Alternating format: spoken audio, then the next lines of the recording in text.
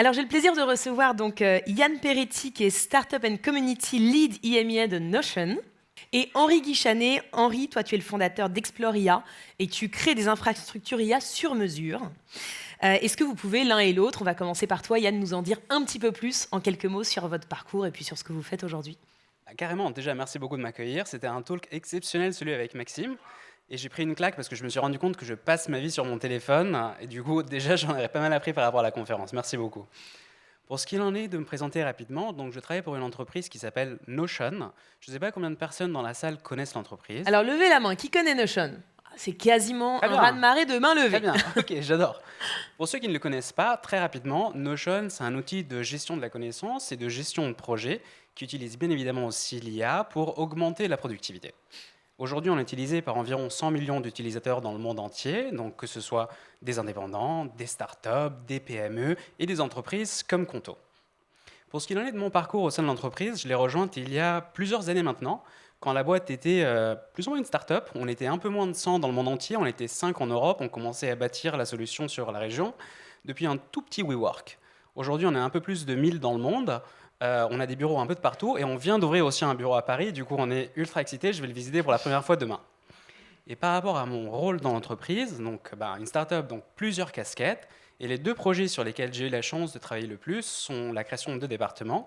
Le premier, c'est le département du SMB Marketing, donc l'acquisition et l'engagement de PME et de startups qui utilisent Notion. Et le deuxième, c'est la création du département Community pour la région EMEA, qui est donc la gestion de consultants, créateurs de contenu, créateurs de templates sur la solution Notion sur la région. Merci beaucoup. Merci Yann pour cette présentation. Henri, parle-nous un petit peu de ton parcours et d'Explore IA. Yes, bien sûr. Merci pour l'invitation également. Moi, pour me présenter rapidement, donc Henri Guichanet, j'ai toujours travaillé dans la tech en tant que salarié au début, donc chez Microsoft puis chez DocuSign. Et il y a 1 an et demi, j'ai lancé ma chaîne YouTube Exploria, avec laquelle je démocratise les différents outils d'IA. J'essaie de montrer comment ça fonctionne. Notamment aussi pour les chefs d'entreprise. Et j'ai lancé au début de l'année une agence, donc Exploria Labs, avec laquelle on accompagne les entreprises sur la mise en place d'automatisation, d'agents IA, etc. On sera amené à en reparler. Et j'ai également rejoint le programme de formation EPOC qui permet à des entrepreneurs de se lancer facilement, notamment grâce à l'IA.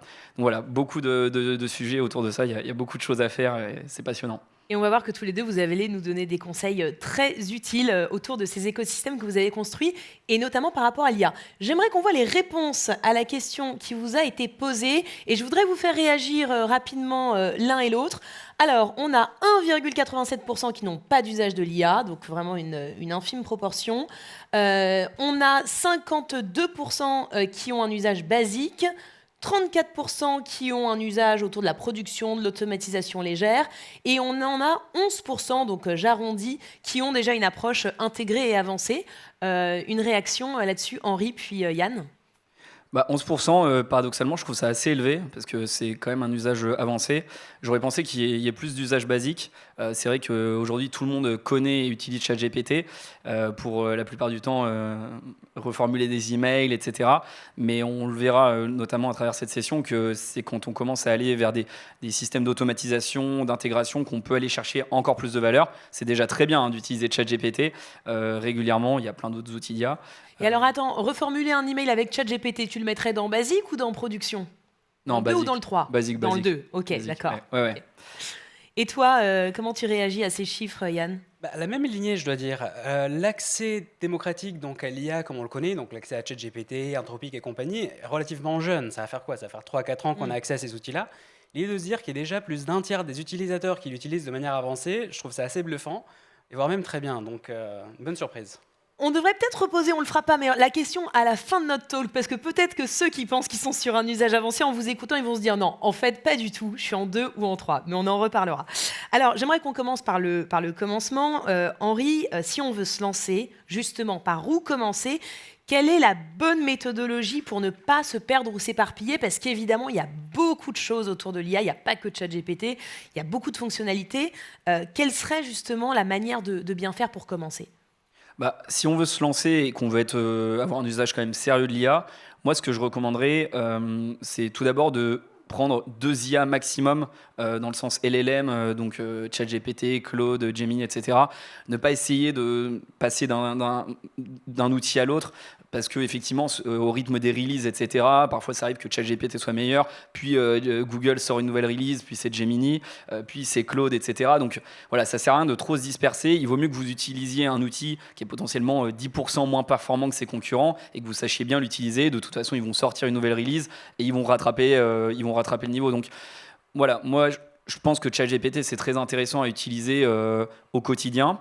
Mon premier conseil, ça serait d'avoir le réflexe de vraiment s'en servir, pas uniquement pour des emails ou des choses comme ça, vraiment de faire ce travail, de se poser, de se dire ok, dans tout ce que je fais dans mon quotidien, est-ce qu'il y a des actions que je mets en place sur lesquelles je n'ai pas envisagé d'utiliser l'IA, mais tiens, en y repensant à 2 fois, peut-être que là je pourrais essayer d'intégrer l'IA au moins partiellement sur ce processus, pour du recrutement, pour des choses comme ça, peut-être pour trier des CV ou simplement rédiger une fiche de poste. Ça c'est un premier usage, on n'a pas forcément le réflexe et ça peut être intéressant.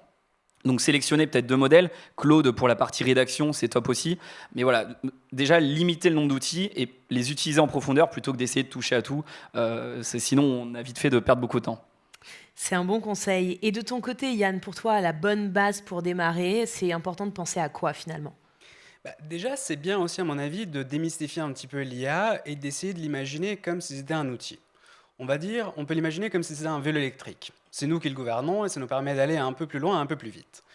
Et un vélo électrique, il se compose de plusieurs pièces. Il y a un guidon, des freins, des pédales. Ça peut être les systèmes, donc c'est ce qu'on va utiliser pour gouverner l'outil. C'est de ce dont parlait Henri aussi. Et ce vélo, il a aussi une autre partie. Il a une batterie. Et la source d'énergie de cette batterie, c'est la data. Et plus la data est bonne, plus la data est de qualité, plus elle est fiable, plus l'énergie sera pure et plus le vélo ira vite et ira loin.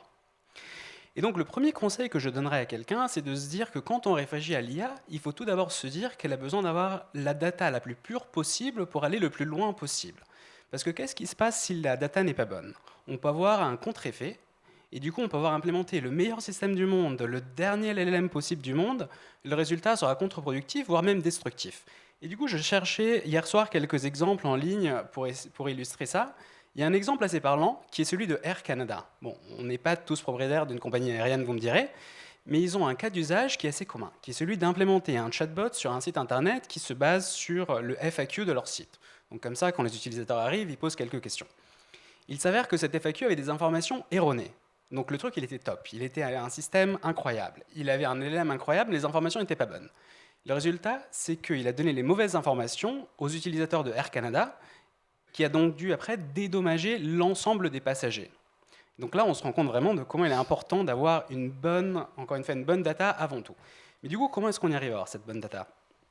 On est tous différents, on a tous des outils différents, on utilise tous des bases de données différentes.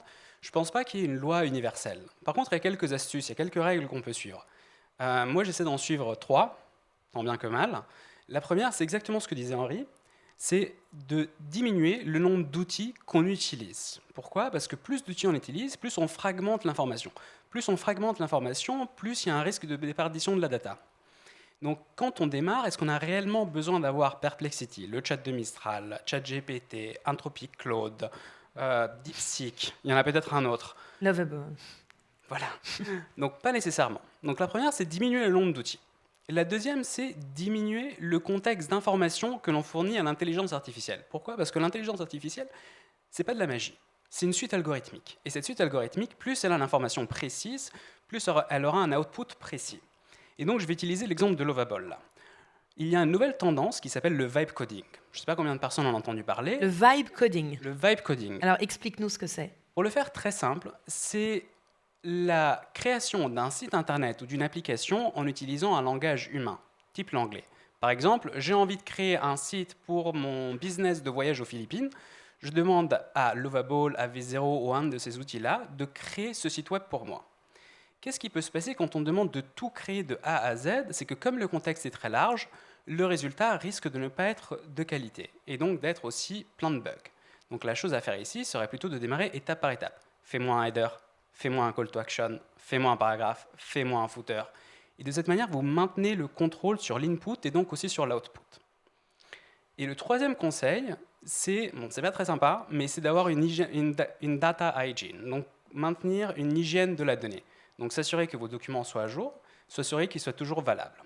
Et donc de cette manière, en mettant dans votre IA de la data qui est à jour, précise et pas déperdue, donc pas dans plusieurs outils, vous allez avoir des résultats bien meilleurs. Désolé, c'était une réponse très longue. Non, non, c'est très structuré et ça nous permet, avec vos réponses à tous les deux, d'avoir conscience justement des prérequis et on va justement poursuivre en essayant d'aborder, tu parlais de vélo, d'aborder l'IA au travers de cas d'usage concrets. On va imaginer là cette fois l'IA comme un individu qui pourrait nous aider sur des tâches précises au travers de différents scénarios. Et je vais vous demander pour chaque scénario quelles seraient vos recommandations.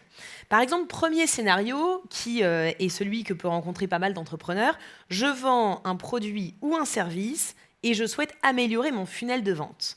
Là-dessus, Henri, comment utiliser l'IA et à quoi est-ce qu'elle peut nous servir ? Là, pour le coup, sur ce volet-là, c'est très large. L'IA peut d'abord, effectivement, comme tu le disais Yann, permettre de collecter un certain nombre de données. Ça peut être effectivement avec un site que tu vas créer en quelques secondes avec Lovable. Tu vas pouvoir créer également un formulaire pour capturer de la donnée sur un produit que tu vas lancer ou que tu comptes lancer pour dire ok, est-ce qu'il y a vraiment un besoin sur ce produit-là ? Je teste aussi plus rapidement mon marché grâce à l'IA. Je collecte la donnée. J'en apprends du coup plus sur mon audience potentielle, sur mes prospects. Et derrière, si tu as plus de données sur tes prospects, tu vas pouvoir les adresser plus facilement dans un funnel de vente. Tu vas pouvoir, par vente, j'entends aussi marketing, tu vas pouvoir... Je m'arrête juste, et je te coupe Henri, je m'arrête juste sur cet exemple parce que c'est intéressant, je pense aux créateurs d'entreprises. L'enquête de marché qu'on faisait avant, qui était assez chronophage, etc. Est-ce que tu es en train de nous dire que finalement, l'IA y répond vraiment, qu'on n'a plus besoin de faire une enquête de marché ? Oui, tu confirmes. Ok. Oui. S'il y a des réclamations, vous savez vers qui vous tournez. On peut en parler, hein, avec plaisir. Ok. Donc ça, c'est un premier exemple. Effectivement, il y a quelqu'un qui a un doute. On verra après s'il y a des questions, on en reparlera peut-être à la pause si vous avez des questions pour Henri. Carrément. Deuxième, tu poursuis sur... Non, mais sur cette partie études de marché, aujourd'hui, on a même des outils comme GenSpark, etc., qui sont peut-être moins connus que les IA classiques comme ChatGPT, Claude, Gemini et j'en passe, et qui vont permettre d'aller analyser un secteur en profondeur, d'aller repérer des profils particuliers, d'aller chercher des personnes sur LinkedIn. Donc, moi, honnêtement... Oui, on peut encore, mais sur ce scénario, je suis quand même assez confiant qu'on peut l'automatiser à 80-90%. Donc il y a cette partie collecte de data. Une fois qu'on a la donnée, l'IA va nous permettre de l'analyser beaucoup plus facilement. Et aussi, un des cas d'usage hyper intéressant, c'est quand on a une très grande quantité de données, quand on a un tableur, un Google Sheet avec des milliers de lignes, des dizaines de milliers de lignes, on peut partager ces données à une IA et automatiquement sortir des insights, dire ok, en fait, je ne m'étais pas rendu compte à première vue que 70% de mes clients étaient des femmes, ou alors que mes clients dépensent tel panier moyen ou sont prêts à dépenser de temps. Enfin, voilà, donc ça permet déjà d'avoir des choses qui nous sautent aux yeux, qu'on n'aurait pas pu repérer si facilement à l'œil nu, entre guillemets.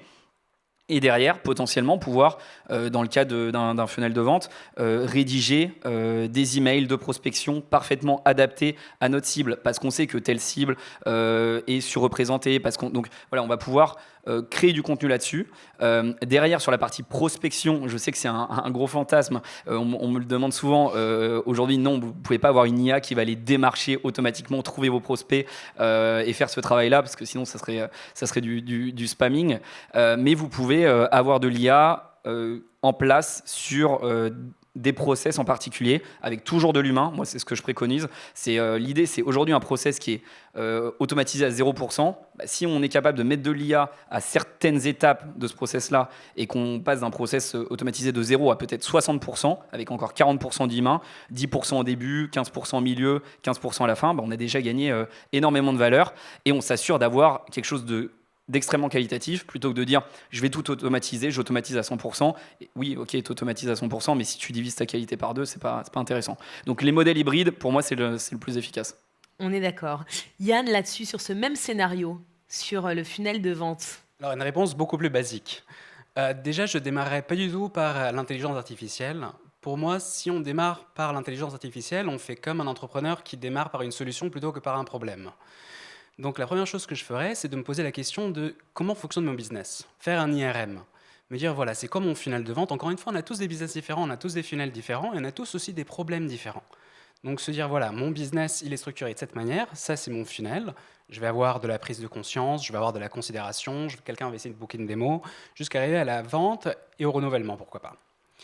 Et la première question que je me poserais, c'est donc, une fois que j'ai identifié mon funnel de vente, quels sont les éléments qui pour moi sont problématiques à l'œil nu dans mon funnel de vente?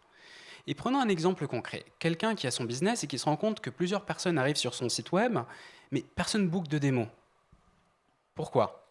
Et donc là, on peut commencer à utiliser de l'intelligence artificielle et se dire, voilà, ça c'est mon produit, ça c'est ce que je vends, est-ce que tu peux m'aider et est-ce que tu peux m'aider de la manière suivante? Et je suivrai quelques étapes. La première étape, c'est de lui dire, est-ce que tu peux me redécrire, s'il te plaît, mon Ideal Customer Profile, donc le profil du client idéal en fonction du service ou du produit que je vends. Très bien. Une fois que tu as défini maintenant quel est ce profil idéal, est-ce que tu peux définir avec moi quels sont les besoins, quels sont les domaines qui peuvent vraiment répondre à un besoin de cet utilisateur-là? Une fois que j'ai ça, je peux lui dire très bien. Maintenant, est-ce que tu peux revoir l'ensemble de mon site web et me dire si mon copywriting, si mon branding, si mon offre est positionnée de manière à répondre réellement à un besoin de mon client idéal? Et c'est uniquement à ce moment-là que je commencerai du coup à déployer les changements de l'IA, donc lui demander de me changer le copywriting, de me changer le branding. Et en faisant ça, qu'est-ce qu'on a fait? On a été beaucoup plus structuré, on a diminué le contexte d'information qu'on demande à l'IA, et on a aussi créé une base pour les futures demandes. Parce qu'une fois qu'on a ça, du coup la base de la pyramide est là, et la prochaine base sera beaucoup mieux. La prochaine base pourrait être comment est-ce que je fais des meilleures démos? Maintenant que tu as mon client idéal et que tu sais quels sont leurs besoins, tu pourras m'aider sur mon script. Maintenant, tu peux m'aider sur mon offre. Après, tu peux m'aider sur mes emails de renouvellement.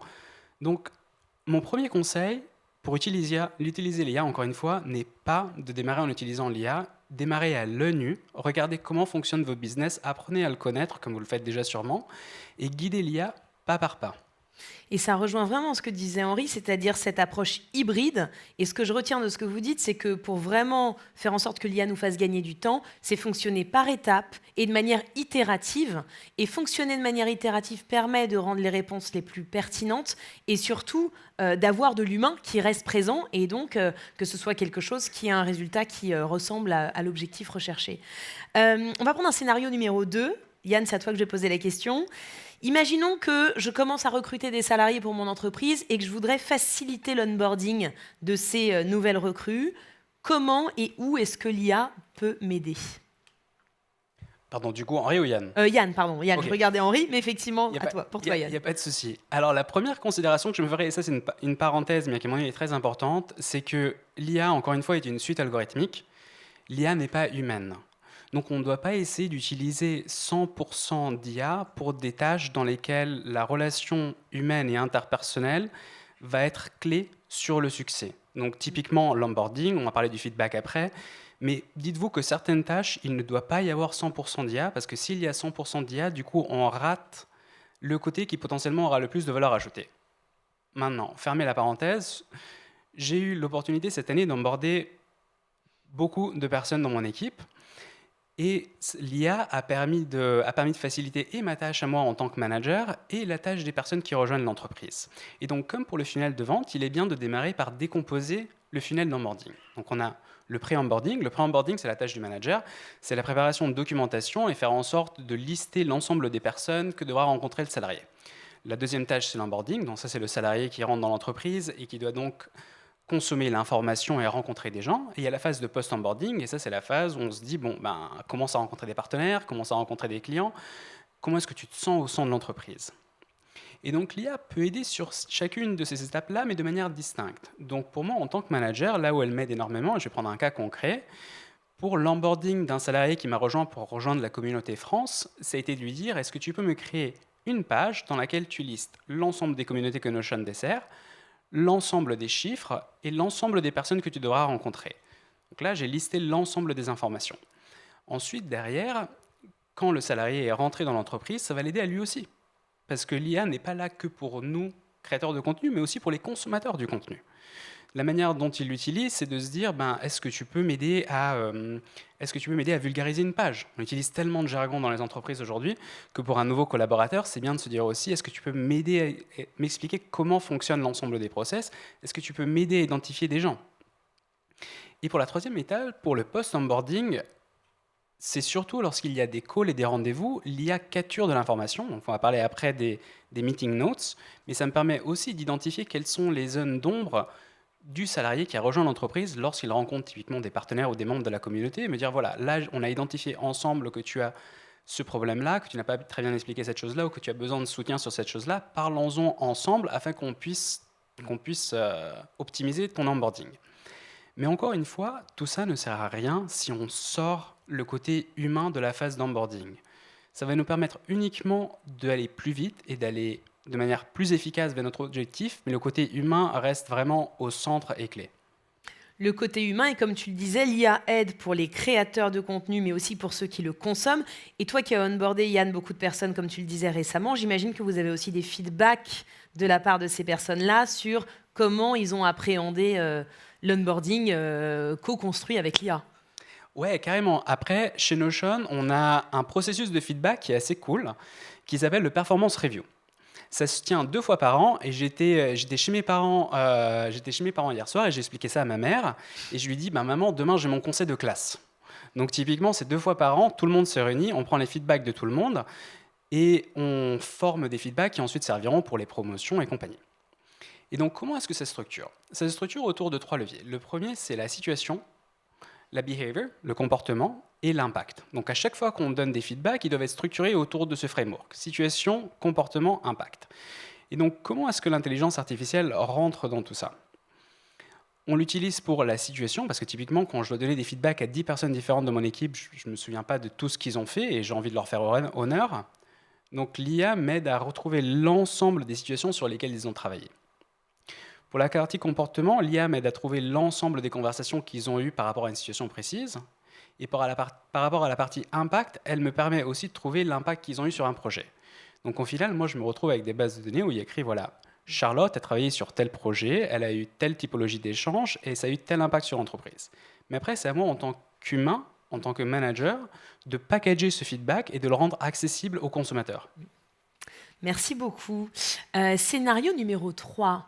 Henri, si je veux améliorer mon service client, et si j'ai par exemple un chatbot interne ou sur mon site, comment est-ce que l'IA peut m'aider à mieux gérer les demandes, justement, par rapport à une logique d'optimiser mon service client? Ça, c'est un super scénario sur lequel l'IA est efficace, davantage par rapport à la partie prospection dont on parlait plus tôt. C'est l'exemple d'Air Canada, quand c'est bien fait, par contre, c'est la condition. Mais effectivement, comme du coup l'a dit un peu Yann, à l'ère d'Internet, on a pu avoir des sites web, on a pu mettre des chatbots pour accueillir les clients, mais ces chatbots étaient basés sur des bases de données, voire parfois l'humain reprenait le contrôle quand ça commençait à devenir compliqué.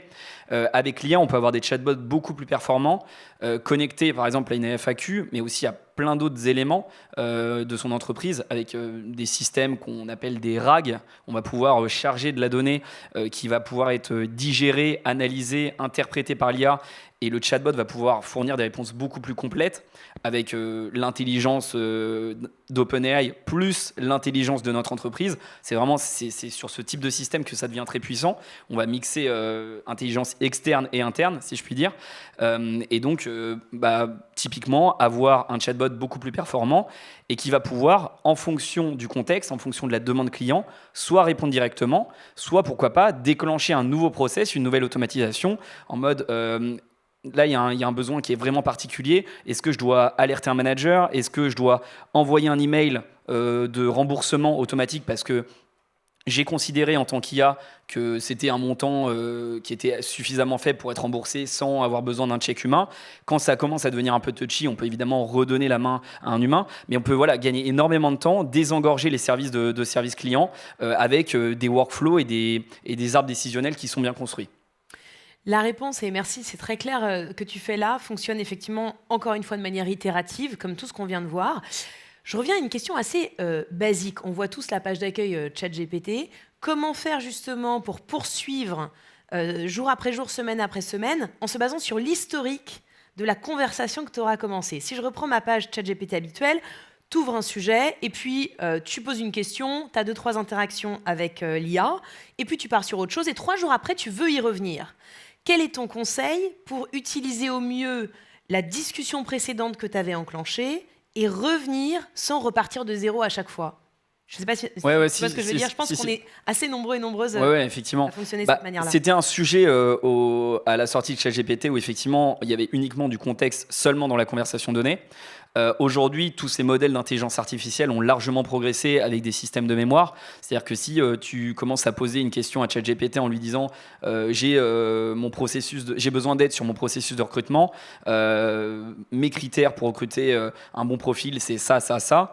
Évidemment, si tu veux reprendre ce sujet-là, c'est idéal pour avoir les meilleurs résultats de reprendre cette discussion. Mais aujourd'hui, avec le système de mémoire, si tu rouvres une nouvelle discussion, tu vas pouvoir, ChatGPT ou n'importe quelle autre IA va avoir le contexte dans une nouvelle discussion.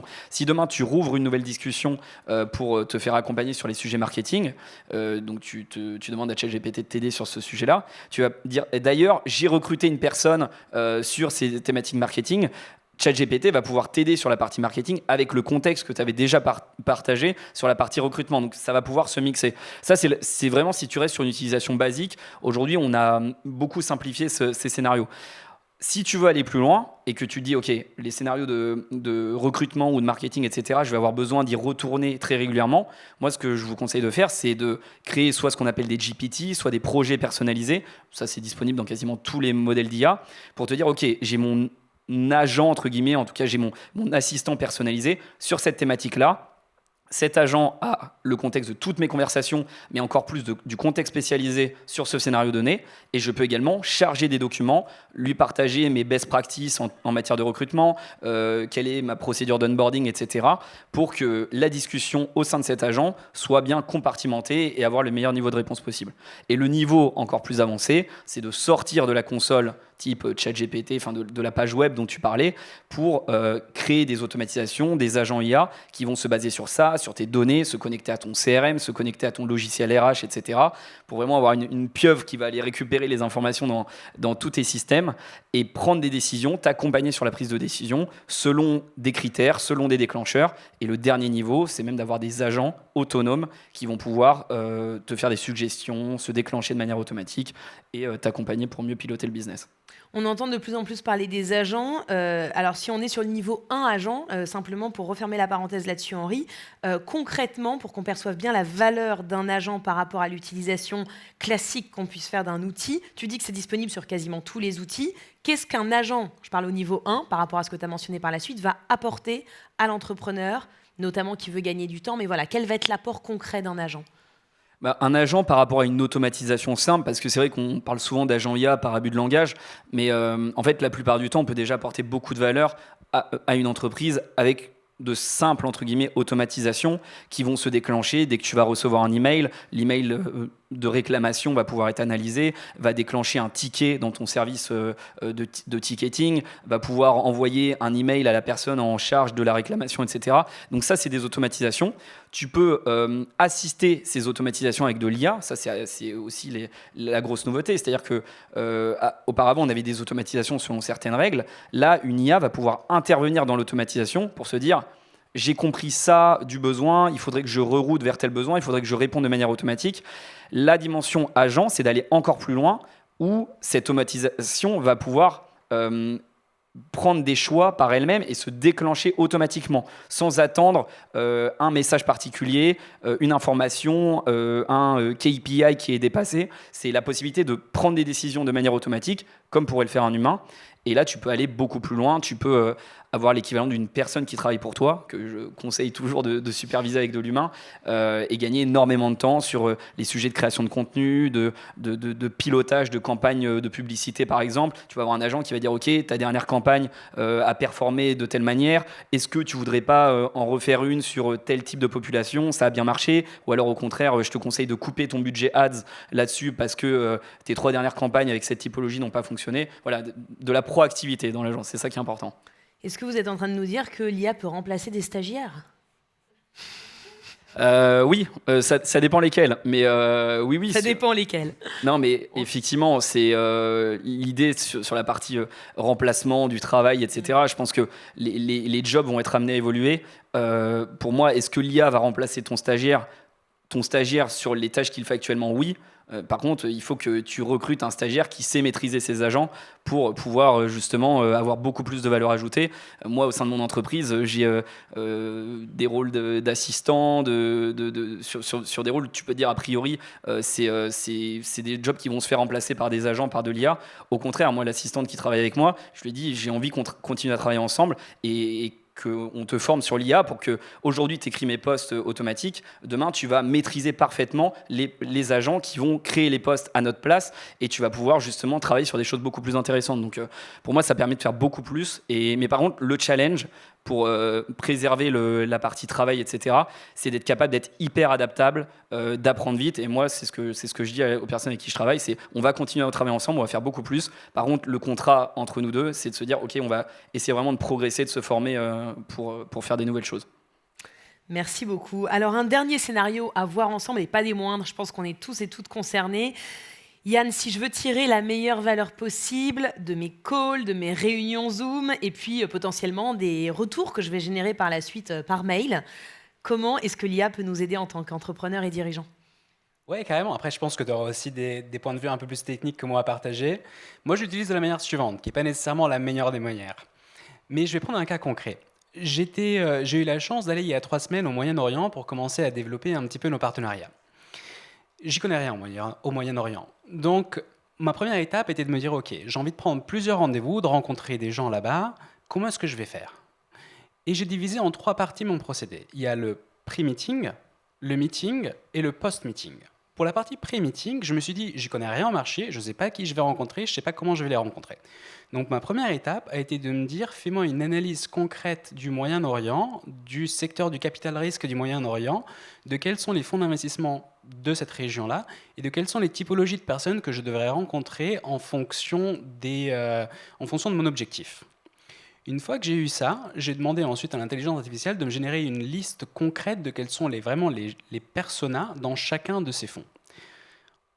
Une fois que j'ai eu cette page et ces informations, j'ai demandé à l'intelligence artificielle une autre chose, tout ça dans Notion évidemment, qui a été « Est-ce que tu peux, s'il te plaît, voir quels sont les autres rendez-vous qui ont eu lieu avec cette typologie de fonds dans cette région, et quelles ont été les réunions qui ont eu lieu ?» Une fois que j'ai eu toutes ces informations-là, ce one-pager, je savais déjà qui j'allais rencontrer, comment est-ce que j'allais rencontrer et qu'est-ce que ça allait être et qu'est-ce qu'on s'était dit dans le passé. Ensuite vient le moment de la réunion. Lors de cette réunion, je fais levier sur 2 choses. La première, c'est faire du recording, évidemment, de ma réunion, avec l'accord de la personne en face de moi. Je trouve que c'est terrible, ceux qui font l'enregistrement sans l'accord. Et la deuxième chose, c'est la prise de main manuelle. Pourquoi ? Parce que moi, en tant qu'humain, en tant que personne qui va dans cette réunion, je sais quels sont vraiment les 3-4 points clés qui m'intéressent réellement. Suite à cette réunion, je donne les 2 informations à mon IA et je lui dis, voilà, ça c'est mon transcript, ça c'est mes points clés, est-ce que tu peux me générer un rapport ? Et l'outcome du rapport, je voudrais qu'il ait 2 éléments. Le premier élément, c'est une liste de tâches qui vont suivre chacune de ces réunions et à laquelle ça serait bien d'associer les différents membres de mes équipes qui devront suivre chacune de ces étapes. Et le deuxième élément, ça va être de lui dire, très bien, est-ce que maintenant tu peux me faire des emails de follow-up pour chacun de ces rendez-vous ? Donc de cette manière, moi j'ai automatisé tout en gardant les rênes de mes différents meetings et en me disant aussi que l'intelligence artificielle peut m'aider non seulement lors du meeting, mais aussi en amont du meeting, lorsqu'il s'agit d'identifier les bonnes personnes avec lesquelles parler et prendre du contexte sur des rendez-vous qui ont pu avoir lieu bien avant moi. Hyper clair, ces 3 étapes. Merci beaucoup, Yann. Henri, ta vision là-dessus, sur comment optimiser justement et gagner du temps sur les calls, les réunions et puis ce qui s'ensuit ? Non, mon avis, c'est très proche du tien, Yann. Tu fais bien de dire comment faire en sorte qu'un meeting se passe bien. Évidemment, il y a la préparation, il y a pendant le meeting et il y a après le meeting. Ça peut paraître bête, mais l'IA peut aider sur toutes ces étapes du rendez-vous. Nous, on travaille notamment sur la mise en place de systèmes pour des entreprises sur ce sujet-là, et sur ces 3 volets. Effectivement, il y a la première, donc en amont du call, la partie préparation, comme tu l'évoquais. Globalement, c'est la même logique. Peut-être qu'on pousse un petit peu plus l'automatisation. On va pouvoir avoir, quand on va avoir un appel avec un prospect, par exemple, aller chercher des informations sur ce prospect en allant scraper automatiquement des informations sur lui, sur son entreprise, sur son profil LinkedIn, voir si c'est quelqu'un que tu vas rencontrer au Moyen-Orient qui a un profil qui est à même d'investir en fonction de ce qu'il a communiqué sur les réseaux sociaux, ou alors il est averse au risque. Donc tu vas pouvoir en fait dresser un type de profil pour cette personne. Tu vas arriver du coup mieux préparé. Tu vas peut-être voir que son entreprise vient de lever des fonds. Donc en fait, peut-être que c'est un bon moment pour positionner ton produit ou ton service. Ensuite, effectivement, arrive le meeting. Tu vas pouvoir avoir un système de note-taker qui va, avec l'accord de la personne, étudier ce qui est dit pendant la réunion. Tu vas pouvoir avoir des recommandations sur les produits que tu vas pouvoir lui positionner, identifier les objections que cette personne va te partager, et même parfois avoir du coaching en live, en fait, par rapport à, voilà, là tu as parlé pendant trop longtemps, c'est peut-être le cas d'ailleurs, je regarde le timer, peut-être que tu dois être, peut-être parler de cette partie-là parce que c'est quelque chose qui a l'air d'être important pour ton prospect. Et ensuite, après le call, avoir un système effectivement de follow-up automatique qui peut être envoyé directement avec une proposition, un bouton, tu valides. Et quand tu sais à quel point c'est hyper important d'être réactif après un appel, d'envoyer la proposition, j'ai plus les stats en tête, mais quand tu envoies le follow-up dans les quelques minutes après, tu augmentes drastiquement tes chances de signer le deal. Tout comme pour le traitement d'un lead. Exactement. C'est la même chose, ouais. J'ai plus, le temps joue énormément. J'ai plus les stats en tête, mais voilà, c'est très important. Tu te rends compte à quel point ce type de système peut te faire gagner énormément de temps et augmenter tes revenus, là pour cette partie, pour ce scénario en l'occurrence, scénario de vente. Hyper clair, merci beaucoup. Alors pour terminer, Yann et Henri, est-ce que vous pourriez nous donner un dernier conseil chacun pour 2 types de situations ? Un entrepreneur qui vraiment débute avec l'IA aujourd'hui, et 2, un entrepreneur plus mature sur le sujet, sur, je sais pas, peut-être la next step à enclencher ou la tendance à suivre absolument. On démarre avec toi, Yann, sur l'entrepreneur qui débute avec l'IA. Ouais, carrément. Alors, comme il y a pas mal de personnes ici qui utilisent Notion, je me dis qu'on peut utiliser un parallèle avec Notion. Donc, quand on ouvre Notion, qu'est-ce qu'on a en face de nous ? On a une page blanche. Et sur cette page blanche, on a des millions de possibilités qui s'ouvrent à nous. On peut tout faire. C'est un peu la même chose avec l'IA. Et le premier conseil qu'on donne à des gens qui démarrent avec Notion, c'est de leur dire n'essayez de pas tout faire, n'essayez pas de faire quelque chose d'ultra compliqué, faites quelque chose de simple, de précis et de structuré. Et c'est exactement le conseil que je donnerais à quelqu'un qui démarre avec l'IA, c'est de lui dire démarre avec un cas d'usage qui est ultra clair, ultra précis, ultra simple et commence à bâtir avec ça. Et au fur et à mesure, tu verras que les prochains viendront beaucoup plus naturellement et beaucoup plus facilement. Parce que la pire chose qui puisse arriver, c'est de se dire je vais révolutionner mon entreprise avec l'IA. Non, démarre juste par optimiser peut-être le copywriting sur une partie de ton site. Et alors pour un entrepreneur qui là serait plus avancé et plus mature, quel serait le bon conseil que tu donnerais ? Alors là, j'ai envie de rebondir sur l'histoire des stagiaires d'avant. Je pense que c'est... pendant longtemps, on a vu les stagiaires ou la force de travail junior comme une force de travail qui allait se focaliser sur des tâches répétitives et standardisées, alors que les profils plus seniors allaient se focaliser sur des tâches stratégiques ou de réflexion. Je pense maintenant l'opportunité qu'on a, c'est de se dire qu'on peut donner le pouvoir à ces profils plus juniors qui démarrent en carrière et de leur dire, voilà, maintenant vous avez une force d'IA qui peut vous aider à faire ces tâches pour vous. On a besoin de vous pour réfléchir.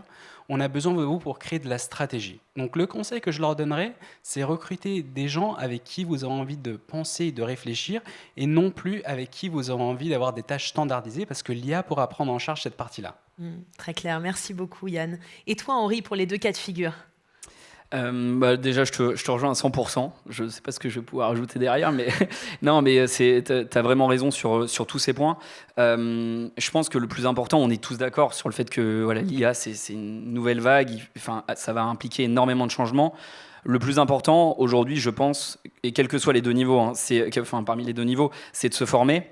Et quand je dis se former, c'est évidemment étudier, regarder des vidéos, passer du temps à consommer du contenu, mais surtout agir en fait. Et se former, le meilleur moyen d'apprendre, c'est de créer. Moi, la petite histoire avec ma chaîne YouTube, c'est quand je me suis lancé sur YouTube, j'étais pas spécialement bon dans l'IA, mais je me suis dit ça va être quelque chose d'énorme.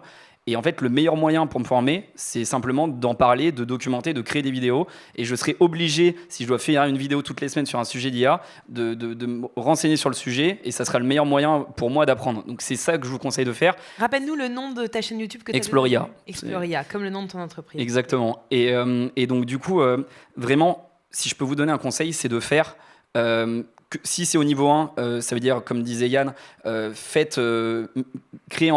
utilisez ChatGPT régulièrement, essayez d'aller sur des fonctionnalités un petit peu plus avancées, sur de la création d'agents, d'assistants personnalisés, essayez de retravailler un petit peu vos prompts, comparez. Quand j'utilise un prompt plus détaillé, est-ce que j'ai des meilleurs résultats ou pas d'ailleurs? Quand je donne plus de contexte, est-ce que j'ai des meilleurs résultats? Essayez vraiment de, si je puis dire, mettre les mains dans le cambouis, et plutôt que de consommer du contenu, c'est vraiment hyper important d'être actif.